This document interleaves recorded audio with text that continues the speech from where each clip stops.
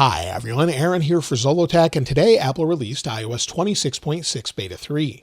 iOS 26.6 Beta 3 is available around the world at the same time for developers on all iOS 26 supported devices, and iOS 26.6 Public Beta 3 should be out later today or possibly tomorrow. However, if you're running iOS 27 Beta 2, you won't see the update as you're on a newer version. The only way to install iOS 26.6 Beta 3 is using a computer in order to downgrade. Now, along with this, Apple also released iOS 26.5.2 to the public. I did a video on that already, and again, you won't see that if you're on iOS 26.6 or iOS 27 betas. You would need a computer to downgrade to that as well. They also released iPadOS 26.5.2, macOS 26.5.2, and then all the other updates with iOS 26.6 Beta 3 with iPad, macOS, tvOS, HomePodOS, watchOS, and visionOS, as well as some older macOS updates as well. Now, this came in at 18.49 gigabytes on the iPhone 17 Pro Max. However, I think this number is greatly inflated. This installed very quickly, downloaded very fast, so I would suspect it's around 1 gigabyte or so. But for whatever reason, it keeps showing the wrong number. Now let's go ahead and take a look at the build number and talk about what's new. So we'll go into our settings, we'll go to General and Software Update, wait for it to load, go to More Details, and then tap on the version number. As you can see, the build number is 23G5052D, and we're not too far off from the previous beta. So this update does not have any modem updates in it, nor does it have any visual features in it. So right now it looks like iOS 26.6 is more behind the scenes code fixing, and we'll talk about what to expect in just a moment with that, but it looks like they're working a lot under the hood of iOS. There's code changes throughout with Apple Intelligence, the kernel, and more, and possibly some fixes to CarPlay and other apps. So again, Apple hasn't said any of that publicly. Of course, we still have end-to-end encryption, so that's been brought back. It's working properly, but it's still in beta. So if you go into your apps, go down to phone. Now within messages, if you're using RCS messaging, you'll have the option here. This one doesn't have a SIM card in it. You'll see it here, and it has end-to-end encryption. So that's been verified, but also there's some things that they're changing in the code, as I've mentioned. For example, specifically with contacts. Now this was in the earlier versions, but if we go into contacts here, and maybe you have blocked contacts now have a limit, and it seems to be around 3,000 or so. If you hit that blocked contact limit, you'll get a little pop-up on your screen telling you that you've hit a limit. Also, one feature that it doesn't look like they've shown yet, at least in any of the settings, is if we go back in here and maybe we go into our privacy and security, scroll to the bottom, we have stolen device protection. This looks like it's going to get an upgrade in the future where if someone tries to take your phone directly from you, so grab it from you quickly, it would then auto lock. So this looks like it's something that's still in the code that could be coming with its public release. In addition to that, something else it looks like they may be preparing for iOS 27. In particular, Spotlight Search could pre-index or sort of get things ready for when Siri AI is available on your device if it's supported. So an iPhone 17, for example, or iPhone 16 Pro, or any of those phones that are supported with iOS 27 and Siri AI would then have this enhancement ahead of time to maybe speed things up once you transition over to iOS 27.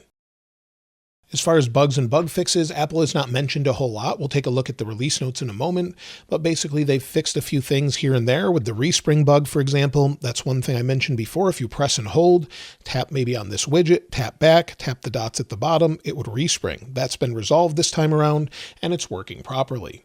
As far as the wallpaper bug, let's take a look. So if we pull down from the top here, you can see the wallpaper, swipe up. It looks mostly fixed. I don't really see much of a difference here. So it's keeping the vibrance of the wallpaper. So that's great. And as far as Apple CarPlay, well, that was a big issue with 26.5 and iOS 26.5.1 and even iOS 27 betas disconnecting regularly. Hopefully this resolves it. But again, this will take a few days to measure, see if it's fixed, and we'll talk about it in the weekend follow-up video along with iOS 26.5.2 and see if that's resolved it. Of course, when it comes to the release notes, I went through these and it looks like they've updated them some. They've actually sort of reduced some of them, but they resolved some issues with HealthKit.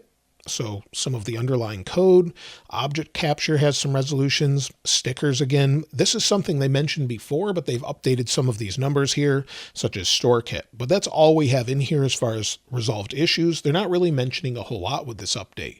So it seems like it's going to be very minor, and of course include things such as security updates as well. And in Apple's security release website, if we scroll down, you'll see the other release today, iOS 26.5.2, and of course, all of the updates that go along with that. So we're not seeing a whole lot yet with iOS 26.6, but I would expect some of that as well. When it comes to future releases, well, we just got iOS 26.5.2. We weren't sure if we were going to see that today or tomorrow, but it looks like it's released. And then, of course, the next one would be iOS 26.6 Beta 4 or the release candidate. We could see that as soon as next week, possibly, as typically once we're at Beta 3, we have weekly releases. And if that's the case, if we get the RC next week, we would have a public release around the 13th. If we get the Beta 4, we could have the RC on the 13th and a public release around the 20th. We don't have any specific dates just yet for that, though. Also, I would expect iOS 27 Beta 3, possibly next week as well. Last year, we had iOS 27 public beta, usually around the 24th or so we could see it in the third week of July, but Apple has yet to announce when that's going to release, so hopefully it will be out by then. But of course, as soon as I know, I'll let you know as well. Now, if you're wondering if you should install iOS 26.6 Beta 3, if you're on Beta 2 already, definitely install it. There's no harm there. Test it out. Provide feedback if you're having issues. But other than that, if you're on iOS 27 betas, I just stick with those. Or if you're on the public version, I would probably just upgrade to iOS 26.5.2. Then see how it goes. And once this is ready for the public, we'll probably have additional fixes. When it comes to the overall performance, it seems to be very smooth so far. Again, I haven't seen any lag so far, and I'll show you benchmarks in a moment that seem to sort of stick with that. But if we lock the phone, unlock it, swipe up, swipe over, I'm seeing pretty good frame rates here. I'm not seeing a whole lot of drops. It could degrade over a few days, but so far it's pretty good. Overall heat seems to be managed well. It's not hot at all. We can measure that in the weekend follow-up video along with the latest releases. And as far as the battery life, well, that will take a few days to measure as well. But I can share some from the current beta, or at least Beta 2 before. So on this phone, I didn't use this one full time. I did for a little bit, but you'll see here if we go to battery health, this one's got 100% capacity with 23 cycles. I usually use the silver one. This is my main phone I'm running iOS 27 on. Thanks to Cameron for sending this in. This is on iOS 26.6 Beta 2 with an iPhone 17 Pro Max. He had 5 hours and 12 minutes of screen active time, 1 hour and 16 minutes of screen idle time, and 41% of the battery used. It's actually doing much better than most have expected, and in fact, in the weekend follow-up videos that I do, most people say iOS 26.6 is finally to the level of iOS 18. So many people are saying it's super smooth, it has good battery life, but again, we'll have to check that in the weekend. As far as overall storage, let's quickly take a look at that. We'll go to General and then iPhone Storage. Scroll down here, and you'll see iOS is taking up 14.45 gigabytes. In Apple Intelligence, this can vary. I've seen 7 to even 20 gigabytes, depending on who's using it. But again, the main OS part is 14.45. Now, when it comes to system data, this can go up or down. Sometimes it goes up to 20 gigabytes, then comes down as needed. As long as it's not using so much storage that you can't install updates, then it's fine, and I typically ignore it. When it comes to benchmarks, let's go ahead and take a look at those. Now, I ran benchmarks twice, and so far this is phenomenal for after installing it right away. 3,881 for single core, 10,003 for multi-core. I did run it twice. The initial benchmark wasn't as good, but still very good at 9,856. So it seems like it's improving, and the best I ever got was on a previous beta of 10,037. So this beta is actually looking out to be better than iOS 18 finally, and again, maybe people using iOS 18 can finally upgrade. So that's it with iOS 26.6 Beta 3. Not a whole lot to talk about here. Of course, Apple's focusing on iOS 27, but hopefully they get this right and everything will be good to go for those that want to stay on iOS 26. Let me know how it's going for you in the comments below, and of course, I'll link this wallpaper in the description like I normally do. If you haven't subscribed already though, please subscribe, and if you enjoyed the video, please give it a like. As always, thanks for watching. This is Aaron. I'll see you next time.